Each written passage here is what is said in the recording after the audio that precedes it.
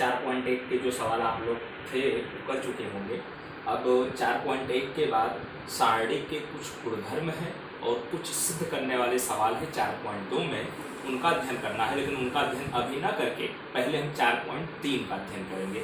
4.3 में त्रिभुज के क्षेत्रफल और दो बिंदुओं से गुजरने वाली रेखाओं के बारे में चर्चा है। जैसे मान लिया कोई त्रिभुज ABC है, में बिंदु A का निर्देशांक x1, y1, बिंदु B का निर्देशांक है x2, y2 और बिंदु C का निर्देशांक है x3, y3। तो त्रिभुज ABC का जो क्षेत्रफल होता है 1/2 मोड में D का मतलब डिटरमिनेंट, जहां D का मान इस सूत्र पर से निकाला जाता है।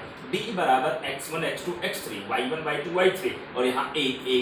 तो D का मान इस सूत्र से निकालकर यहाँ पर मान रख देंगे, त्रिभुज का क्षेत्रफल आपका आ जाएगा। ठीक है, फिर बिंदु A मतलब x1, y1 और B x2, y2 से गुजरने वाली रेखा का समीकरण की जब भी चर्चा होगा तब उसके लिए सूत्र होता है determinant x, x1, x2, y, y1, y2 और 1 बराबर 0। यहाँ पर ध्यान देना x, y और 1 यहाँ रहेगा, फिर x साथ x1, x2, y के साथ y1, y2 और 1 आपको लिखना ही लिखना है, इतना बराबर 0। जब इसको हल करेंगे तो दो बिंदुओं से गुजरने वाली रेखा का समीकरण। वैसे इसके पहले हम त्रिभुज का क्षेत्रफल कैसे निकाला जाता है कक्षा 11 में हम लोग पढ़ चुके हैं, पाठ 10 में। और दो बिंदुओं से गुजरने वाली रेखा का समीकरण कैसे, उससे आप पढ़ चुके हैं। लेकिन सवाल जब आएगा बोलेंगे सारणी की सहायता से त्रिभुज का क्षेत्रफल ज्ञात करो, सारणी की सहायता से इन बिंदुओं से गुजरने वाली रेखा का समीकरण ज्ञात करो। एक तीसरा कंडीशन है, यदि 3 बिंदु दिए गए हों और हमको सिद्ध करना है कि वो समरेख है बिंदु, तो उसके लिए हम क्या करेंगे, उन 3 बिंदुओं से बनने वाले त्रिभुज का क्षेत्रफल निकालेंगे।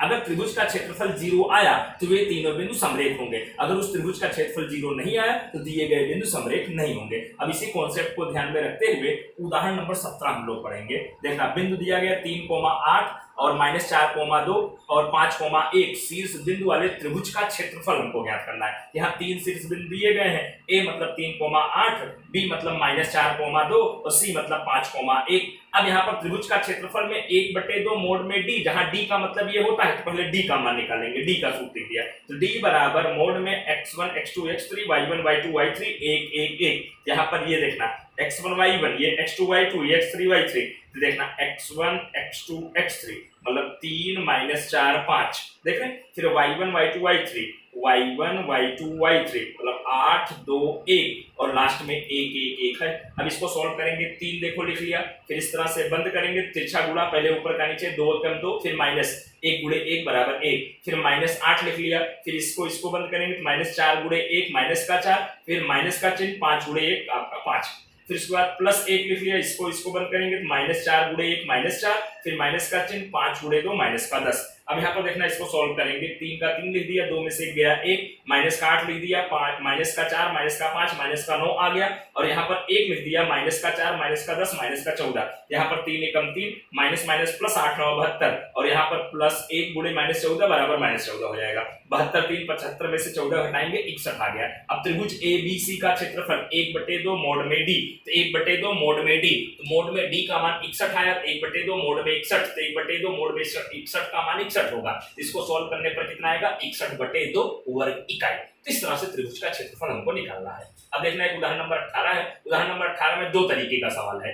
पहले क्या कह रहे हैं कि सारणी का प्रयोग करके बिंदु 1,3 और 0,0 को जोड़ने वाली रेखा का समीकरण ज्ञात करो। फिर दूसरा कह रहे हैं k का मान ज्ञात करो, यदि तीसरा बिंदु C k,0 है और जो त्रिभुज ABC बन रहा है, यहाँ पर AB और तीसरे बिंदु C को जोड़ने से जो त्रिभुज बन रहा है उसका क्षेत्रफल 3 वर्ग इकाई है। मतलब यहाँ 2 प्रकार के सवाल है। तो पहले A और B से गुजरने वाली रेखा का समीकरण निकालना होगा। A का निर्देशांक 1,3 और B का निर्देशांक 0,0, तो रेखा AB का समीकरण, अब दो बिंदु से गुजरने वाली रेखा के समीकरण का सूत्र होता है x, x1, x2, y, y1, y2 1 बराबर 0। तो x, x1, x2, y, y1, y2 1 बराबर 0। अब यहाँ पर देखना है x का x ही रहने देना है। अब x1 का मतलब 1 और x2 का मतलब 0, तो 1 0, फिर y का y ही रहने देना है। अब y1 का मतलब 3, y2 का मतलब 0, 3 0 और लास्ट में 1 रहेगा। अब यहाँ पर देखना x लिख लिया, तिरछा बंद करेंगे, 3 एकम 3 माइनस का 0, फिर माइनस y लिख लिया,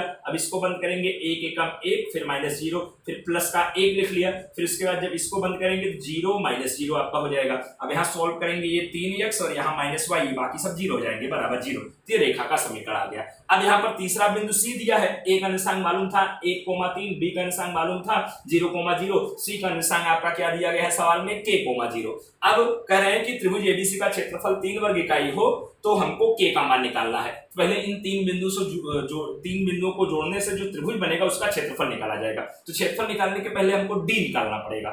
d का मतलब x1 x2 x3 y1 y2 y3 1 1 1। अब यहाँ पर देखना x1 1 x2 0 और x3 आपका k, तो वही 1 0 k, फिर इसके बाद आपका 3 0 0 3 0 0, लास्ट में 1 1 1। अब इसको सोल्व करेंगे, 1 लिख लिया, बंद करेंगे तो 0 -0, फिर माइनस का 3 लिख लिया, जब इसको बंद करेंगे तो आपका क्या आएगा 0 माइनस का k, फिर इसके बाद 1 लिख लेंगे, जब इसको बंद करेंगे तो 0 -0। अब यहाँ पर देखना ये टोटल 0 हो जाएगा, फिर -3 अंदर माइनस k बचेगा, ये भी आपका टोटल 0 हो जाएगा। इसको सोल्व करने पर माइनस माइनस प्लस 3k, तो d का मान 3k आया। अब त्रिभुज एबीसी का क्षेत्रफल 1/2 मोड में d, तो त्रिभुज एबीसी का क्षेत्रफल कितना दिया है सवाल में 3 वर्ग इकाई, यहाँ पर 3 लिख दिया, 1/2 मोड में k, तिरछा गुणा कर लेंगे 6 बराबर मोड में 3k, 6 बराबर मोड में 3k। अब समीकरण नंबर 1, अब मोड का समीकरण दो तरीके से हल होता है। पहले कंडीशन में खाली मोड हटा देंगे तो 3k बराबर 6, तो k बराबर 6/2, तो k बराबर आपका 2। और दूसरी कंडीशन में जब मोड हटाएंगे तो यहाँ का चिन्ह बदलेंगे, तो वही 3k बराबर -6,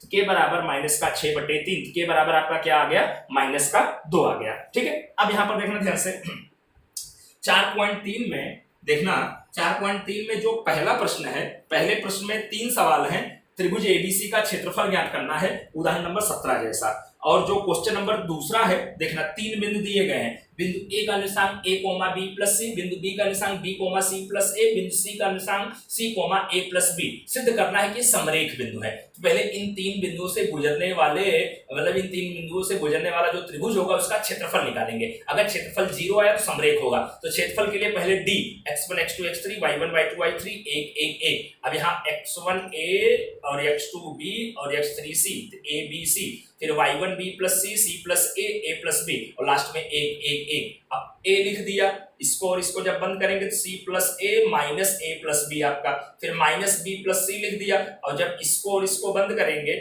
इसको और इसको बंद करेंगे तो पहले ऊपर का नीचे b, फिर माइनस का c, b प्लस सी तो b माइनस सी आपका आ गया। फिर उसके बाद 1 लिख दिया। अब 1 लिखने के बाद देखना, इसको और इसको बंद करेंगे तो b इंटू ए प्लस बी, फिर माइनस सी इंटू सी प्लस ए।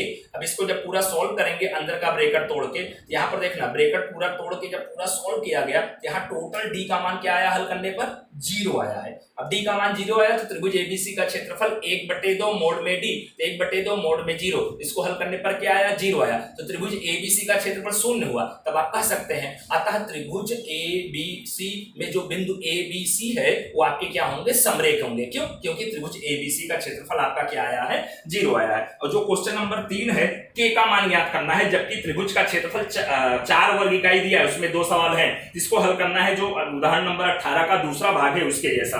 और जो क्वेश्चन नंबर आपका चौथा है उसमें भी 2 सवाल हैं, 2 बिंदुओं से गुजरने वाले रेखा का समीकरण ज्ञात करना है, जो उदाहरण नंबर 8 का पहला, उदाहरण नंबर 18 का पहला भाग है। और जो क्वेश्चन नंबर 5 है वो 3 शीर्ष बिंदु दिए गए हैं, त्रिभुज का क्षेत्रफल दिया गया है, k का मान ज्ञात करना है। तो k का मान ज्ञात करने वाला सवाल अभी कैसे यहाँ पर हल किए, उसी मेथड से आप लोगों को सॉल्व करना है। ओके।